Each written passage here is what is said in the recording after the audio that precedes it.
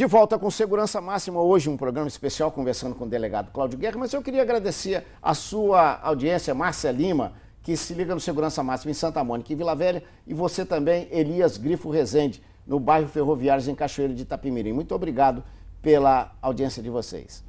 Bom, comunidade, nós estamos conversando desde o primeiro bloco com o delegado Cláudio Antônio Guerra, que já dissemos era um homem que teve muito envolvimento com mortes, foi muito atuante na Polícia Civil. Nós estamos relembrando alguns fatos daqueles tempos em que ele era realmente um cerol, como costumo dizer, na Polícia Civil, um homem que tinha muita intimidade com a morte. Delegado, o senhor fala sempre no Serviço Nacional de Informação, que era o terrível SNI daquela época. O senhor era um braço armado e executor.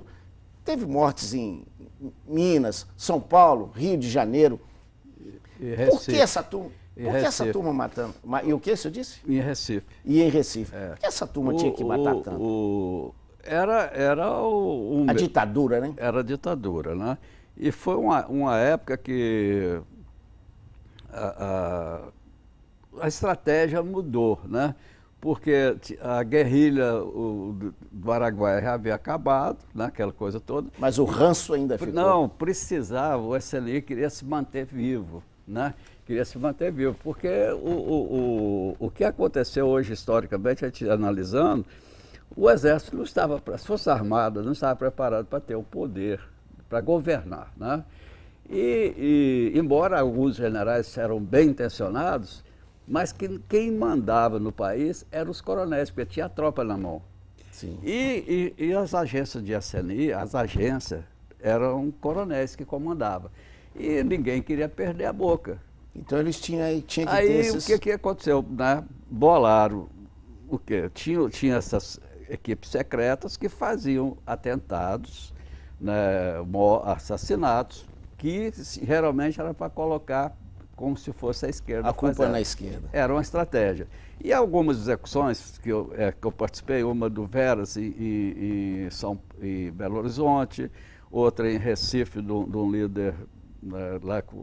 Eu estive até em Recife esclarecendo essa morte da pessoa, porque a família toda queria saber realmente o que aconteceu. Detalhes. Né? E antes eu tinha sido hostilizado por um jornal, uma imprensa lá, mas quando eu fui, eu saí de lá aplaudido, porque eu dei luz para a coisa, né? Embora era uma história triste. A verdade liberta, tem outro caráter, porque, né? Porque aí a família agradeceu, a família de um outro também, que é lá de Recife também, que a mãe guardava a chave da casa até aquele dia da Comissão da Verdade se reunir, porque ela tinha esperança do filho vir ainda.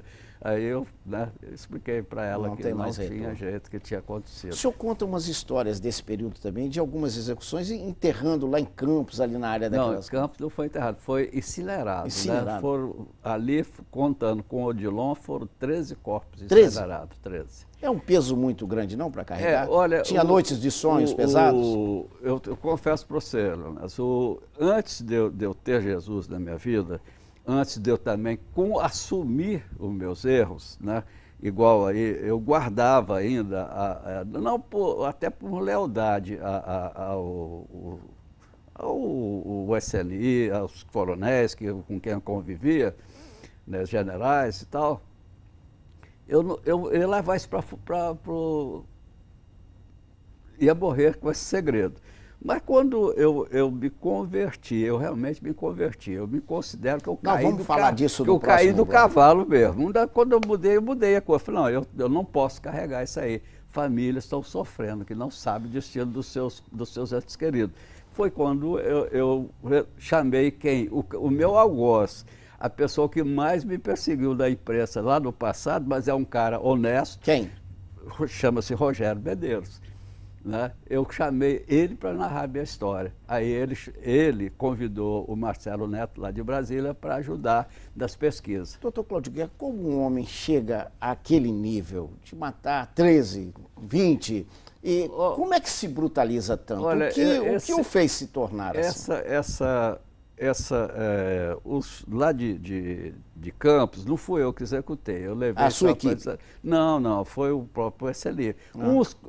Eu peguei na Casa da Morte, para levar lá para Petrópolis. Outros eu peguei na PE, na Barão de Mesquita. Você já pegou os já mortos já. Eu só levava para desaparecer uma estratégia, porque estava aparecendo corpo. Era um copartícipe?